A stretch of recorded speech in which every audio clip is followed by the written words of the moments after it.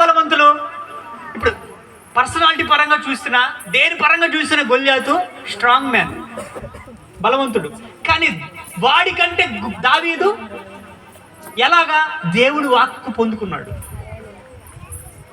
హల్లెలూయా, హల్లెలూయా. ఇప్పుడు దావీదు కూడా శరీర సంబంధంగా వెళ్ళాడు అనుకోండి, గొల్యాతు ఏం చేస్తాడు తెలుసా? ఒక్క చేతి తీసిరేస్తాడు. దావీదు ఏ సామాగ్రిని తీసుకుని వెళ్ళలేదంట యుద్ధానికి. చూద్దాం, 1 సమూయేలు గ్రంథం 17వ అధ్యాయం 50వ వచనం చూద్దాం. 1 సమూయేలు గ్రంథం 17. దావీదు 50 చదువు. దావీదు ఫిలిస్తీని కంటే బలాఢ్యుడై ఖడ్గము లేకయే వడసెలతోనూ రాతితోనూ ఆ ఫిలిస్తీని కొట్టి చంపెను. చాలు, హల్లెలూయా. చూడండి, ఇక్కడ ఏమనుంది? ఫిలిస్తీని కంటే దావీదు బలాఢ్యుడై. ఏమై? బలాఢ్యుడు. ఎందుకంటే నువ్వు ఈ కన్నులతో చూసావనుకోండి, నువ్వు బలహీనుడు. ఆత్మ నేత్రాలతో చూసావనుకోండి, విశ్వాస నేత్రాలతో చూసావనుకోండి, వాడు బలహీనుడు. హల్లెలూయా, హల్లెలూయా. అర్థమవుతుందా? అంటే పాత నిబంధన అక్కడ భౌతికమైన యుద్ధాలు జరుగుతాయి. అది మనం ఆత్మను చూసినప్పుడు అది ఆత్మ సంబంధమైన యుద్ధం. అది కాబట్టి ఇప్పుడు అతను ఎదుట నిలబడ్డాడు దావీదు తక్కువే. కానీ దావీదు ఎలా దేంట్లో చూస్తున్నాడు? ఇప్పుడు దేవుడి నుంచి విన్న తర్వాత నువ్వు గుడ్డికి వెళ్ళిపోవచ్చు. హల్లెలూయా, నీకు విజయమే. కాబట్టి దావీదు దేవుడి నుంచి విన్నాడు కాబట్టి వెళ్ళాడు, అంతేగాని దేవుడు ఉన్నాడని వెళ్ళిపోకూడదు మళ్ళీ.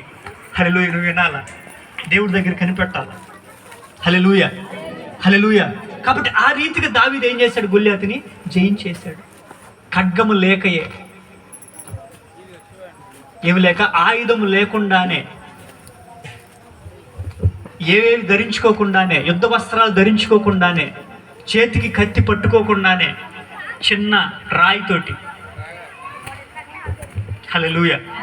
ఎలాగా చంపేశాడు. ఒక్క రాయి తగిలింది, అన్ని తగల్లా. హల్లెలూయా. ఒక్క రాయి ఆడ తగిలింది, నుదుట, అంతే, పడిపోయాడు. హల్లెలూయా.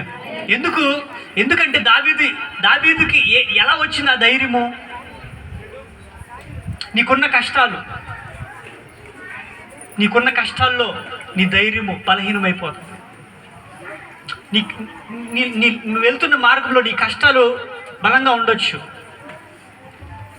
నీకున్న పరిస్థితులు బలంగా ఉండొచ్చు, నీ అప్పులు నువ్వు తీర్చలేంత బలం కావచ్చు, నీ వ్యాధి స్ట్రాంగ్గా ఉండొచ్చు నీకంటే. కానీ నువ్వు దాన్ని ఎలా చూడాలంట? విశ్వాసం. హల్లెలూయా, హల్లెలూయా. ఎప్పుడైతే వింటావో విశ్వాసము నువ్వు చేస్తావు. నువ్వు ఎప్పుడైతే విశ్వాసము నువ్వు కలిగి ఉన్నావో, అందుకేమంటాడు? ఆవగింజంత విశ్వాసం ఉంటే కొండలు కదులుతాయి అంటాడు. కొండలు ఎత్తి నువ్వు సముద్రంలో వేస్తావు. హల్లెలూయా. విశ్వాసం ఎలా వస్తుంది? దేవుడి నుంచి నువ్వు ప్రత్యక్షత పొందుకుంటే. ఇప్పుడు దావీదు ఏం చేశాడు? ప్రత్యక్షతను పొందుకున్నాడు. హల్లెలూయా. దావీదు ఎక్కడికి వెళ్ళాలన్నా యుద్ధానికి ఏం చేస్తాడు? ముందు ప్రార్థన. ప్రభువా, వెళ్తే నాకు అప్పగిస్తావా? ఓకే, అప్పగించేస్తాను, వెళ్ళిపో అనగానే దావీదు వెళ్ళిపోయేవాడు. ఎందుకంటే ప్రతి క్రైస్తవుడు మనం దేవుడి నుంచి దాన్ని నేర్చుకోవాలి. హల్లెలూయా, హల్లెలూయా. ఎప్పుడైతే మనం దేవుడి నుంచి అది నేర్చుకుంటామో, వినడం అనేది, నీ కష్టాల్లో నువ్వు దేవుని విడిచిపెట్టకూడదు. నీ కష్టాలు నువ్వు దేవుడి నుంచి వినాల. కష్టాలు, బాధలు, శ్రమలు, వీటన్నిటిలో దేవుడు బలంగా పనిచేస్తాడు. నీకు తెలియదు. హల్లెలూయా. ఆ కష్టాలు నువ్వు దేవుడి మీద ఆనుకుంటే ఆ కష్టం కంటే నువ్వు బలంగా అయిపోతావు. ఏమో దేవుని మీద ఆనుకోం. నీకు తెలియదులయ్యా నా కష్టమా, నా బాధలు నీకు తెలియదు, అనుభవిస్తే తెలుసుద్ది అంటారు మీరు. హల్లెలూయా, హల్లెలూయా. చెప్పినా తీరవు, పంచుకున్నా పోవు. కానీ దేవుడు ఏం చేయగలడు వాటిని? దేవుడికి ఎంతసేపు నీ కోసం ప్రాణం పెట్టినోడు. హల్లెలూయా, హల్లెలూయా. నీ కొరకు తన సొంత కుమారుణ్ణి బలిగా అర్పించిన వాడు నీ కష్టము, నీ బాధ, నీ వేదన, నీ కన్నీటిని తొడవడము దేవునికి చిటికలు పని ఆయనకి. హల్లెలూయా, హల్లెలూయా. కాకపోతే ఆయన ఏం కోరుకుంటున్నాడు చూడండి. దేవుడు ఎలాగ చూస్తాడు ఒక సమస్యను, మనము కూడా దాన్ని అలాగే చూడాలి. హల్లెలూయా. ఎలాగా? దేవుడి పరిస్థితిని ఎలా చూడగలడో మనం అలా చూడగలగాలి. అప్పుడు మనం ఏం చేయగలమో చేయించగలం.